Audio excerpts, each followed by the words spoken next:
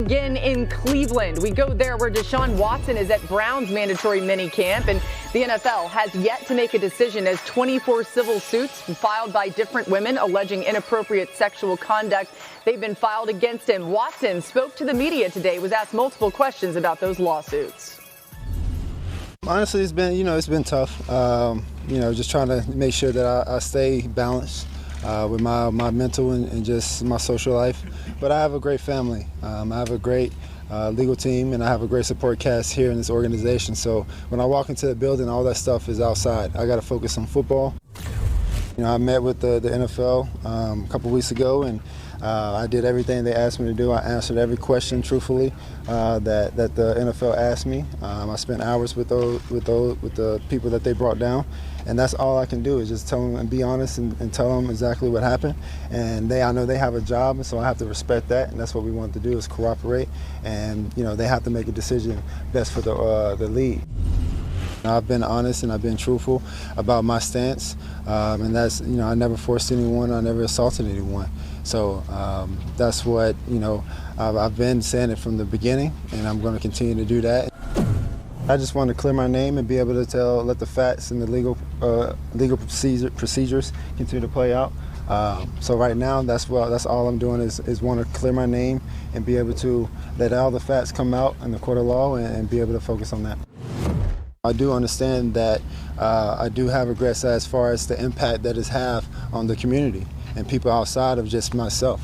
And that includes my family, that includes this organization, that includes my teammates in this locker room that have to answer to these questions, that includes, the fan base of the Cleveland Browns, that includes males, females, everyone across the world, So that's one thing I do regret is the impact that it's have triggered on so many people. And it's tough to have to, deal with. So Kimberly Martin is in Cleveland covering Watson, this press conference today. Kimberly, what did you take away from today's media availability? Laura, you know what's crazy to me? The vibe is so different than it was a little less than a month ago when I was here in Cleveland, in this building, when they introduced Deshaun Watson as their new QB. The tenor in that press conference, it was somber, awkward, tense. Obviously, the allegations were brought up quite a bit during that press conference. And today, those same allegations, those same lawsuits, now we have 2 additional, now we're up to 24. Those are still the backdrop of this entire situation. But the vibe felt different. Deshaun was smiling. He talked about how he's been welcomed by people in the community, in this locker room. He paid for guys to go to the Bahamas, team bonding. A lot was made about this Browns locker room and how it was fractured last year. And they are spending a lot of time trying to build that cohesion between the offense and the defense. And at the center of that is Deshaun Watson, despite all of these allegations, Laura. Yeah, again, as you mentioned, Kimberly, 24 civil lawsuits alleging sexual misconduct and assault. Let's get Jeff Darlington in here for a minute. And Jeff, is there any sense on the timeline for when the league will make a decision on any potential punishment for Watson? Laura, quite the opposite, actually. The league has been very clear throughout this process. Every time that I've checked in with them, that they have no timeline. And in fact, that is the one thing in this entire situation that they've been as firm on as possible. And part of that is because in the past, when they've done these types of investigations, sometimes they've felt like they've come out with their punishment and their reaction, and then they've learned something more after the fact that has put them in a bind. And I think the NFL has really tried to get away from that model and make sure that they're as thorough as possible. Like Kimberly mentioned, they have spoken to Deshaun Watson once at this point. It wouldn't honestly surprise me, given that we have 2 more lawsuits, 3, I believe, that we could hear from the NFL talking to Watson again. All that remains on the table. The NFL, meanwhile, has not handed out any type of discipline on this matter. We'll continue to keep an eye on that. And then there's Kevin Stefanski, the head coach of the Browns, with uncertainty about who will be his quarterback as Watson's suspension looms. He was asked about that today. I think, Jeff, with that, I'm going to be consistent and with what I've told you before, and I'm just going to let that situation play out. Does it affect you, though? Like when the news comes out and you see it, does it have an effect on you? Aside from your respect in the process, I understand that, but like when you see it. Yeah, I'm not going to get into those type of things. I would just tell you every single day, trying to make sure that we focus on what is in front of us. Coach, what do you say to the team about that? Because obviously you can't totally block it out. I mean, it's in the headlines almost every day now. So what do you as the coach say to the team? You have to have addressed this at some point. I think with anything that's happening outside of our building, we've been very consistent with our team and making sure that we focus on our jobs when we walk into the building.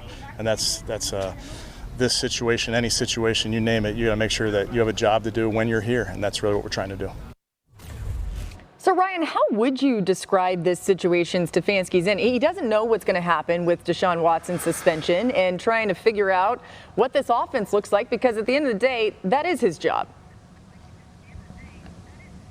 Yeah, that is his job. But when you think about it, his first job as the head coach of a football team is to be a leader of men.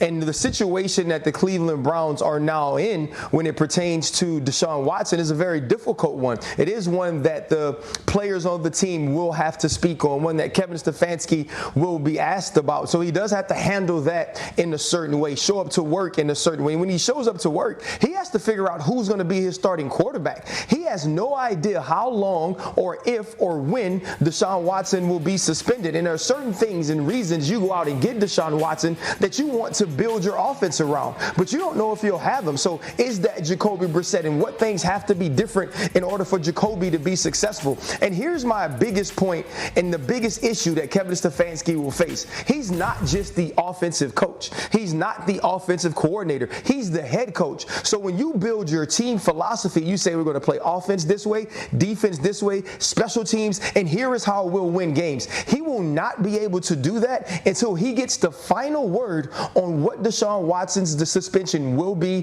when it will start, and when it will end. So he's having to put together essentially two different game plans for both offense and team every single day. And that's a difficult spot to be in, and I think that's why he is so stressed when asked questions about Deshaun Watson. Yeah, guys, this is a very, very serious situation, and Kevin Stefanski has to be the ultimate leader when he's talking to this team, because when you talk about who's his quarterback going to be, it's not going to be Baker Mayfield, right? If Deshaun Watson gets suspended, it's going to be Jacoby Brissett. And now Jacoby Brissett can run any offense that you want him to run. It's just not going to have the same juice as it would if Deshaun Watson was out there throwing the ball. Right. But this is a situation that the Browns, they put themselves in, right? So they got to sit at the table that they made, and when you go out and you guarantee a guy $230 million and he has massive off the field issues, this is what happens. They're going to have to hide behind Kareem Hunt and Nick Chubb and allow Jacoby Brissett to run the system that Stefanski wants to run, that is very successful and was successful with Baker Mayfield, but it's not going to have the same juice without Deshaun Watson. Yeah, Robert, to your point, it wasn't that long ago that Baker Mayfield was the Browns quarterback, and now, of course, a reminder that he was excused this week for mandatory minicamp, as you might expect. So, Jeff, where do things stand with a potential Baker Mayfield trade right now? Well, oddly, Laura, they stand exactly where they have all offseason, and that is with the Cleveland Browns still essentially demanding most of the team that the potential suitor would pick up most of the tab on his guaranteed contract for this coming season, just under $19 million. So until the Cleveland Browns come down from that number, essentially picking up part of that tab so that the potential suitor doesn't have to, this deal is not going to get done. The Carolina Panthers are still a team we should watch, but at this point, once the Browns do come down in that number, I would anticipate other teams also becoming interested. Yeah, it's kind of a delicate line that they're walking there, trying to wait and see who might be desperate for a quarterback, desperate enough to pick up the most of that salary they could possibly get. And another thing, guys, you mentioned the running game. Well, it would make sense for Cleveland to rely on that if they're without Deshaun Watson for some period of time. Last season, they led the league with 5.1 yards per rush. We're just getting started here on NFL Live. There's a lot more coming your way today.